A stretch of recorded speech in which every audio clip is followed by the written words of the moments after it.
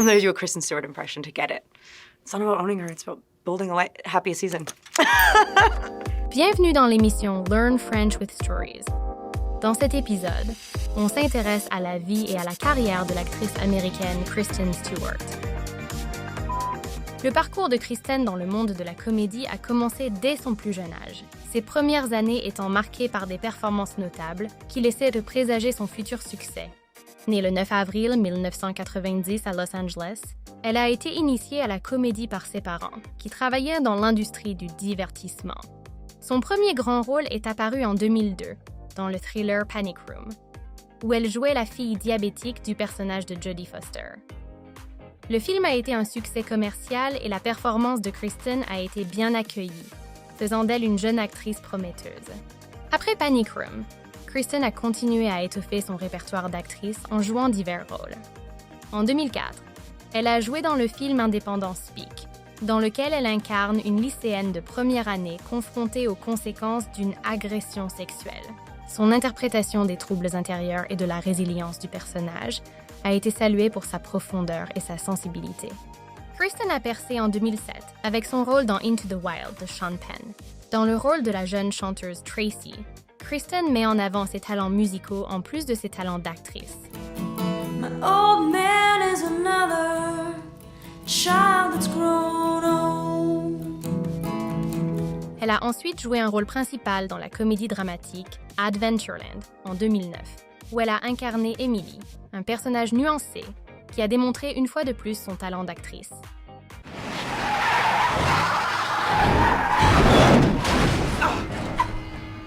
Mais c'est la saga Twilight qui l'a propulsée sur le devant de la scène internationale.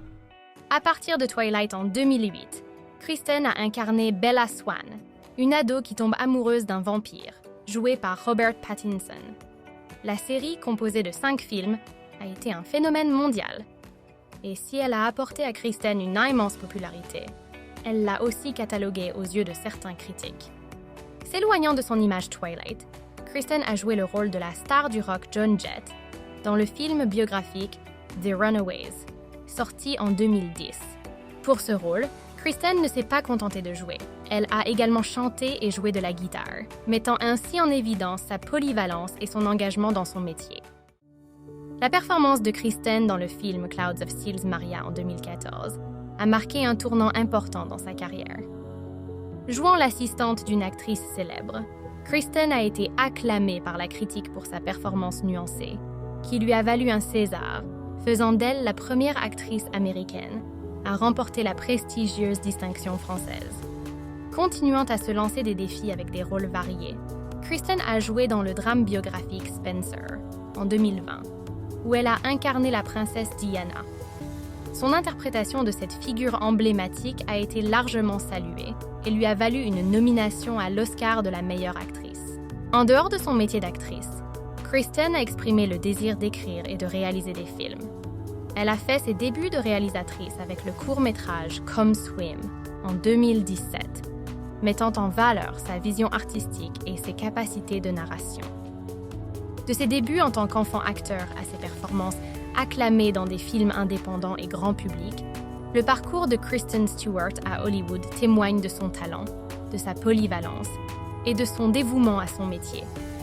Alors qu'elle continue d'évoluer en tant qu'actrice et cinéaste, l'impact de Kristen sur l'industrie du divertissement ne se dément pas.